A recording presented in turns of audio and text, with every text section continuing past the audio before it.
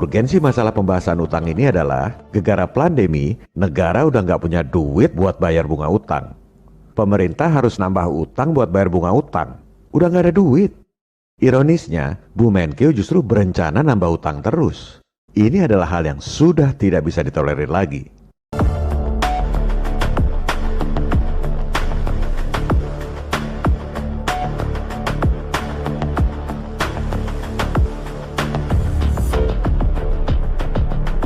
Oleh sebab itu, mentalitas hobi ngutang asing ini harus dibasmi. Kita bukan bangsa kacung yang miskin dan bodoh. Negara kita ini lebih kaya dari bankir elit yang beli bon pemerintah di pasar modal. Kita bisa bayar utang 6.000 triliun itu dalam sehari. Artinya, kita juga bisa biayai sendiri pembangunan tanpa harus utang siluman. Bagaimana caranya? Kita gunakan cara yang persis sama dengan cara mereka kasih utang Indonesia selama ini. Kita gunakan cara Wall Street, senjata makan tuan. Video ini adalah investigasi jurnalistik yang diterbitkan oleh portal berita FNN yang dapat dijadikan rujukan bagi rakyat serta para wakilnya. Konten dibuat berdasarkan praktek, pengalaman, dan jaringan selama puluhan tahun di dunia pendanaan internasional dan financial engineering, serta menggunakan data-data kredibel yang dapat dipertanggungjawabkan. Untuk bayar utang 6.000 triliun dalam sehari ini, diperlukan konspirasi atau kerjasama yang baik dalam satu visi antara 3 lembaga tinggi negara, Presiden, Gubernur BI, dan DPR. Kriterianya adalah harus dilakukan dengan cara dan instrumen yang bisa diterima oleh perbankan internasional, yaitu si pemberi utang. Kedua, diaudit oleh kantor akuntan publik paling top di dunia pun, hasilnya pasti wajar tanpa pengecualian. Skema ini baru bisa jalan kalau ada political will dari pemerintah dan DPR untuk memerdekakan rakyat dari lingkaran setan utang siluman. Begini caranya. Langkah pertama, pemerintah terbitkan bond sejumlah utang yang mau dibayar. Jangan cuma bayar 6.000 triliun, si pemberi utang mana mau. Supaya mau dilunasi, kasih margin dong. Cuan buat pemberi utang yang sekarang pegang bond. Misalnya, kasih margin 20% supaya mau dilunasi. Jadi, sebagai contoh, bondnya sejumlah 7.200 triliun.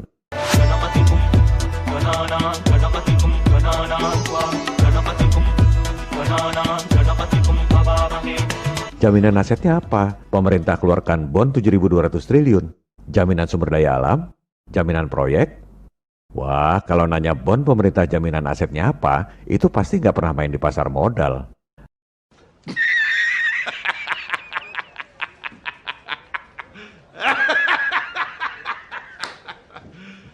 You serious?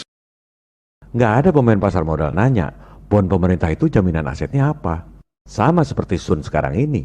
Negara itu kalau ngutang nggak perlu tulis jaminan asetnya apa. Tapi begitu nggak bayar utang, habis disikat oleh bankir internasional. Debt collector berbaju IMF. Persis seperti preman tebar paku. Pura-puranya nolong, padahal ngerampok habis-habisan. Negara diembargo, sumber daya alam dikeruk, rakyat disikat dengan pajak yang mencekik leher. Itulah konsekuensi utang dengan instrumen keuangan yang namanya Bond. James Bond. A martini, shaken not stirred. Vodka martini. Shaken not stirred. Do I look like I give a damn? bond atau surat utang itu kemudian dibeli oleh aktor kita yang kedua, yaitu BI. Pasti ada pemirsa yang protes, mana mau BI-nya? Makanya udah berkali-kali saya bilang, harus ada political will. Kalau presiden dan DPR-nya mau, BI bisa diatur lewat regulasi. Tunjuk gubernur yang satu visi. Kerja buat rakyat, buat presiden dan DPR. Bukan kerja buat IMF dan Bank Dunia. Sekarang ini, tanpa ngerubah undang-undang pun, BI juga beli Sun. Tinggal jumlahnya yang dinaikin. Jangan cuma main receh puluhan triliun. Beli Sun 7.200 triliun. Nanti ada pejabat yang protes lagi. BI itu asetnya cuma 3.000 triliun. Gimana caranya BI beli bond 7.200 triliun? Kita nggak punya aset jaminan buat nyetak duit. Nah, inilah propaganda nekolim yang diajarkan di sekolah. Sehingga semua profesor, doktor kalau textbook, cara berpikirnya seperti itu. Seolah-olah kita ini miskin, sehingga harus utang pada asing. Sekarang kita bongkar rahasia mereka.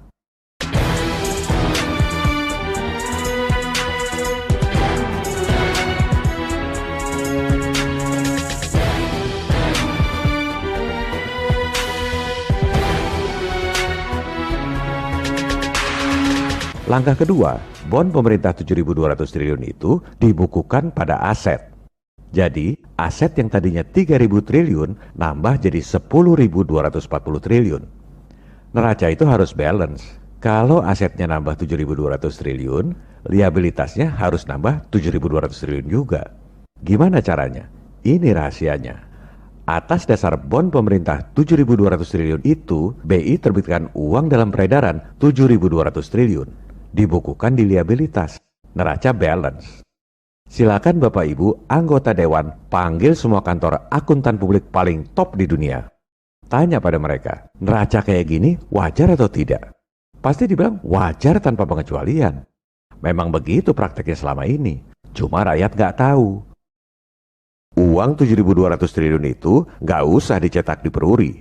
Cukup ketik angka di rekening bank pemerintah. Proses ini cuma butuh waktu kurang dari 1 jam. Setelah uang digital masuk ke rekening bank pemerintah, langkah keempat, uangnya digunakan buat bayar utang 6.000 triliun plus margin misalnya 20%. Maka lunaslah utang dalam waktu sehari. Si pemberi utang juga happy.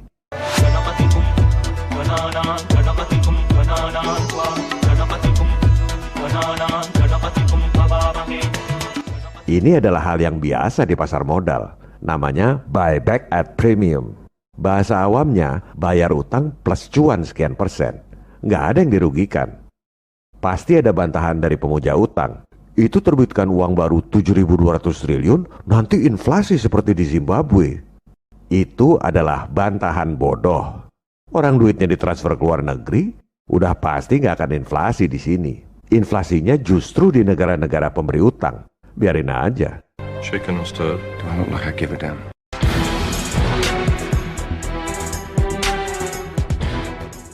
Kita lanjutkan. Setelah utang 6.000 triliun dibayar, pemerintah jadi punya utang pada BI 7.200 triliun. Dan di buku BI tercatat ada penambahan uang dalam peredaran 7.200 triliun.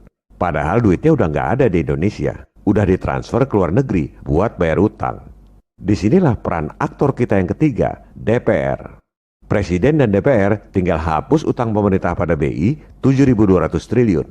Sekaligus hapus buku uang dalam peredaran 7.200 triliun itu karena memang duitnya nggak pernah beredar di Indonesia. Kesimpulannya, everybody happy.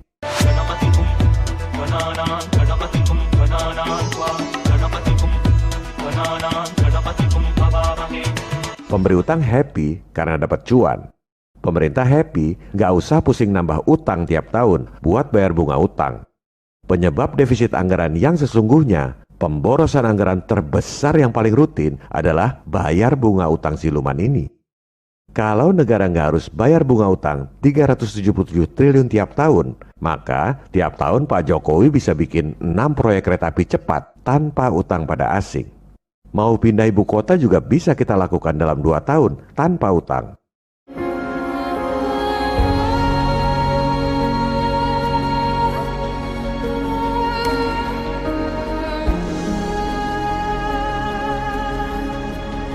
Dan yang paling penting, rakyat happy karena tidak dibebani pajak tinggi buat bayar bunga utang. Merdeka dari kebohongan utang siluman, merdeka dari perbudakan global.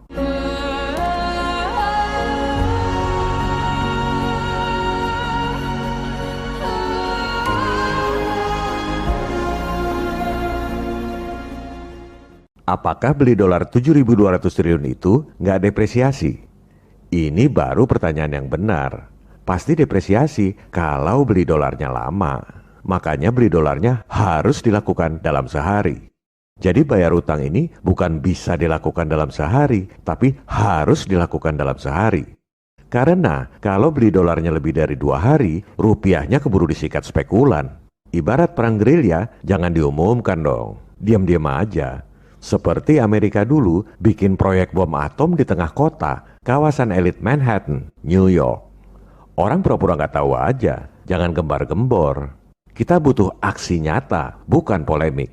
Dan beli dolarnya sebenarnya nggak usah 7.200 triliun. BI itu simpanan dolarnya ada 2.200 triliun lebih. Tuker aja. Duit dolar yang sekarang dimiliki BI buat bayar utang.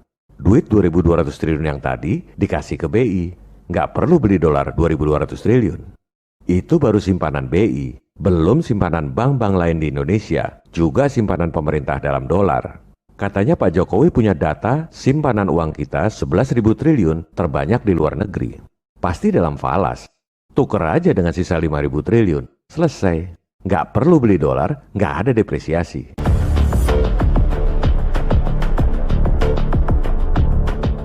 Cara Wall Street ini ada beberapa model. Ada juga model yang lain, duitnya langsung dolar, jadi nggak usah beli dolar lagi. Dan nggak lewat BI, tapi lewat bank-bank komersial biasa. Pada episode 33 mendatang, kami akan sampaikan cara menggandakan dolar Anda 25 kali lipat lewat bank-bank komersial biasa di Indonesia. Jadi misalnya Bu Menkeu pengen ngutang 342 triliun, dengan cara ini, itu duit dalam dolar bisa kita gandakan lewat bank-bank komersial di Indonesia 25 kali lipat, jadi 8.550 triliun dalam dolar. Yang 7.200 triliun buat bayar utang 6.000 triliun plus margin. Gak usah beli dolar lagi. Yang 342 triliun juga dalam dolar buat balikin utang yang terakhir. Masih sisa 1.000 triliun lebih buat biayai pembangunan dalam dolar. Presiden gak usah pusing soal defisit APBN. Ini semua legal, sesuai undang-undang dan peraturan BI. Semua bisa dilakukan kalau ada political will. Rakyat Indonesia akan sejahtera kalau elit lokalnya punya political will. Kapan itu terjadi? Tergantung seberapa keras Anda berusaha. Ini bukan video hiburan, cuma pengetahuan buat memuaskan kepo doang, tapi tidak melakukan apa-apa. Kalau rakyat dan para wakilnya diam saja, takut pada setan, Tuhan pun tak akan menolong Anda. Oleh sebab itu, lakukanlah apa yang bisa dilakukan. Sebarkan informasi ini ke semua orang. Kalaupun misalnya rezim yang sekarang nggak punya political will, simpan video-video ini, tunjukkan pada pemerintah dan wakil rakyat periode mendatang agar punya political will untuk membebaskan rakyat dari perbudakan global. Yang penting kita sudah berjuang, berbuat sesuatu, meski dengan menyebarkan informasi. Jangan pikirkan berhasil atau tidak, sebab apa yang kita lakukan dalam hidup bergema dalam keabadian. Brothers! What we do in life echoes in eternity. Viva Republik Indonesia. Salam People Power. This is a revolution. We're rising up. We're rising up. This is a revolution. Revolusimu belum selesai. Jangan berhenti.